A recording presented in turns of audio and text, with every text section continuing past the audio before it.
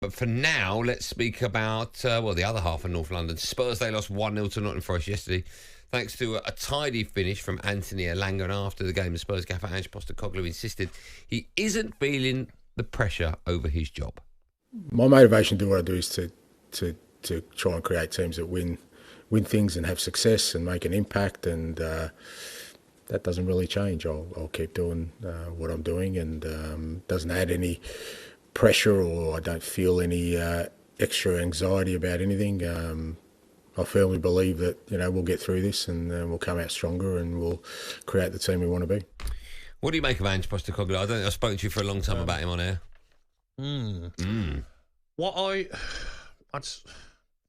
When I watched top managers, they changed things slightly for each game.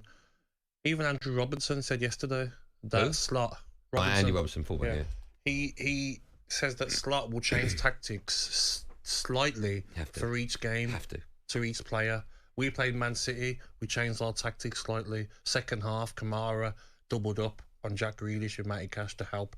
You can't go out to games and say, it's the way we are, mate. It's the way we play. Are you having a good time? Are you not entertained? Like, if I'm the owners at Spurs, I'm like, okay, mate, we want you to play attractive football, but we want to win games. We want to get into the top four. We want to play Champions League football. We want to win trophies. It's not 100% entertaining football. Some games, stronger opposition, you might change the tactics a bit. You've got the players to play in the counter-attack. Solanke's quick. Johnson's quick. Werner's quick. Do you know what I mean? You've got the players to sit in. You've got Saad, you've got Basuma, who are good players who can sit in there and get tackles in and break with the ball. I think changing a bit for each game. For him to be so stubborn to not do that, he will lose his job eventually. It's not about injuries. Yes, they've been unlucky with Romero and Van der Ven, but that's football. You change the way you play when you've got injuries. Why are you playing so open when you've got them players out and you've got Dragusin, who's your third choice centre-half? You went and paid money for him. And then you've got Archie Gray, young lad, hard for him. Change how you play them because you're not at your strongest. I agree. Don't you get more bodies to help? Get a sitter in front and say you don't move in front of me. Like John Terry had it for years. A sitter in front of him. That's a top centre half. Yeah. Don't just go man for man. We're going to have it. We might lose 5-4. We might win 6-5. No, it's not football. I agree with you. See, my theory is that he just doesn't understand football. And in no disrespect, but in Scotland, when you're managing one of the two big heads, you can sort of get away with it because you're not going to be pressured. But when you come down south and you've got to change your tactics for every single opposition, even as you say, it's just a little tweak. Did you see if you don't, I think he doesn't know how to. Did you see the goal against Liverpool, Zoboslai's goal? Yeah. When Jed Spence went running to Trent and he cleared it with his left foot. Why? He's got the ball there, Trent. Drop off a bit. He can't do nothing to you there. No. So I mean, that's simple. Do you remember we lambasted Arteta when he was at the Emirates? They went down to 10 men, tried everyone behind the ball, trying to hold on to the lead. Right? If you didn't, you'd lose. We went to Arsenal not too long ago. Ruben Amorim, I think it's third or fourth game. Everyone behind the ball. Right. Exactly. But we did that. That was the game plan. Yep. Spurs just don't, or he doesn't have that game plan. If you, Ruben Amorim knew that, you know what, we're not our best. These are new players that I'm coaching. You know what? Let's try and sit back. And they could have easily, wasn't for a set piece, got a point out the game. But the way I watch Spurs, mate, is like that Liverpool game. I'm just like, you can't just fly out and try and press when not everyone's with you. No. Son was doing it as well, all around the pitch. If you press and you don't all press at once, you're just going to get picked off by top players. That's what happens to Spurs. Spurs got the same amount of points as West Ham. West Ham have lost a game. Sorry, Spurs have won a game more. Yes. That's the only difference between the two. Same amount of points. Now, we've spoke so many times on the show about the pressure Lopetegui's under. Oh. Is Ange Postecoglou the most under pressure manager in the Premier League? And who they got next? Wolves at home. And Wolves who's home? Molyneux? No, Wolves at Spurs. Spurs Stadium. Okay. And Wolves will enjoy that game. Imagine Cunha in that game. Go on, mate, make some runs. Yeah. You're going to be 1v1 against them. Spence is suspended now. Porro might not be playing. Go and sit on Udogie, 1v1. I just think it's immature coaching. I get it. You want your philosophy and you want to stick to it, but just we're not saying like, okay, you play the big teams, go 5 at the back, sit in. No. But maybe just play a bit more, a game plan. You know what? I'm going to play a bit of counter-attack. He's really good 1v1. Look at the goal for Nottingham Forest. Well, let's talk. We have to talk more about Forest, right? Because they are third in the Premier League now, and after that win yesterday, Nuno put this season's form down to their new defensive partnership. The complementary between those two, it's nice. It's nice. I think they are building a good partnership. Yeah, good. And I know you like to just take one game at a time, and I know probably what you're going to say. Are you starting to think about where you can get to with this group of players? I'm starting, and I already start the moment that I'm speaking to you. How are we going to compete in Everton? We have 2 days to go. Very important recovery, and look at Everton. It's a tough one. Where do you think Murillo and Milenkovic rank in the best Premier League centre-back partnerships? Because they are outstanding. They're not far off the top. I would put Van Dijk and Konate, and Konate was fit at the top. But when I watched them, mate, against... Sorry, you got to put Arsenal's 2 right in there as well. Yeah, Gabriel and Saliba.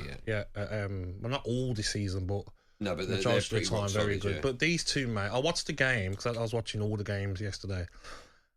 And Solanke... I've seen him this season, and he's bullied defences. He got absolutely bullied, mate. Yeah. I watched one clip, mate, and he ran in behind Murillo.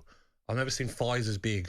He absolutely just says, "How dare you try and run in behind me?" Literally threw him. Milenkovic throwing him all over the place. They're like two beasts of centre halves, can both run quick. They're decent on the ball, but the way Forest play, they don't have to be outstanding playing from the back. Old school centre halves. Quick, strong, aggressive, and that's the reason why Nottingham Forest are doing so well, because they know they can score goals.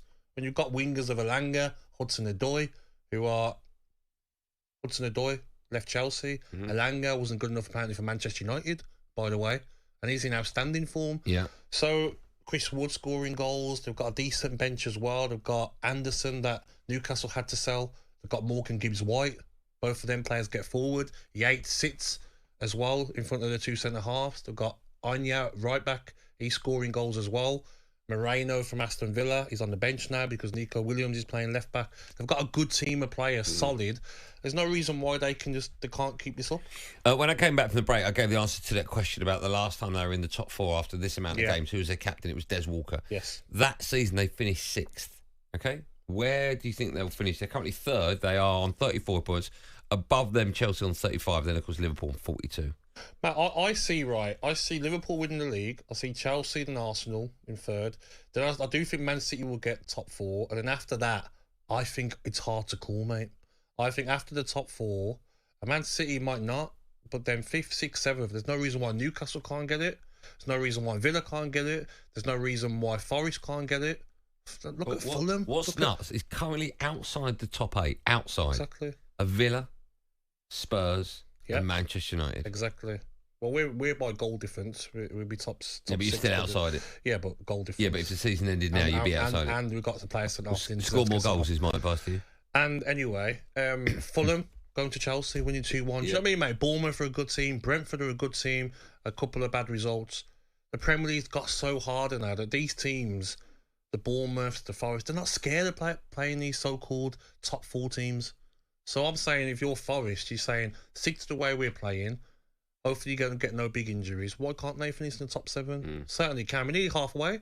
One more game, you're halfway through. Why not? But if you look at the sides, Bournemouth and Forest, and Fulham, very good teams, mate. I mean, unbelievable they're in the top 10. That's what Unai Emery said in his press conference a couple of weeks ago, that like we're fighting to be in around that top 7. Yeah. Do you know what I mean? With the Champions League football and Manchester United, look at where they are, mate. 22 points.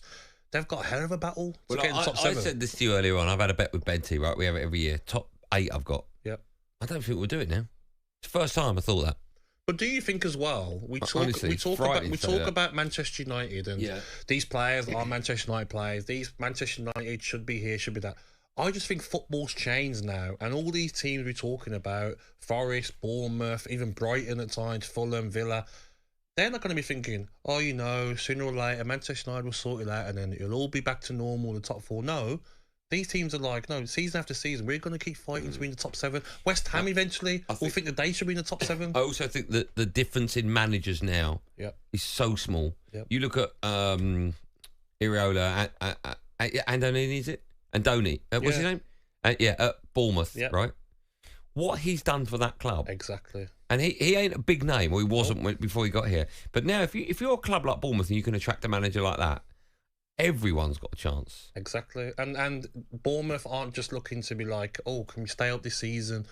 All these clubs have got rich owners, mate. Yeah. Bournemouth are building a new stadium. Now. They're building new training grounds. Do you know what I mean? They're not just, oh, we're a small town of Bournemouth. Like, no, we're going to just stay up and then that's fine with us. No, these teams want to go again. Fulham, improvements on their stadium. They're going to want to keep fighting to get in that top 7. Everyone fancies a bit of that European football. So the Premier League's getting harder and harder. If Man United aren't careful, mate, and Spurs, well, you don't have to end it on Man United. They could finish 14th, 15th. Manchester United, I'm telling you. 15th. But look at the table. Any of them teams above Friday. Manchester United, you think that don't deserve to be above Manchester United? No, they all do. Of course. That's a scary thing. The league table never lies. talkSPORT Drive with Andy Goldstein. Monday to Friday afternoon from 4. On AM, on DAB, via the talkSPORT app and on your smart speaker. talkSPORT.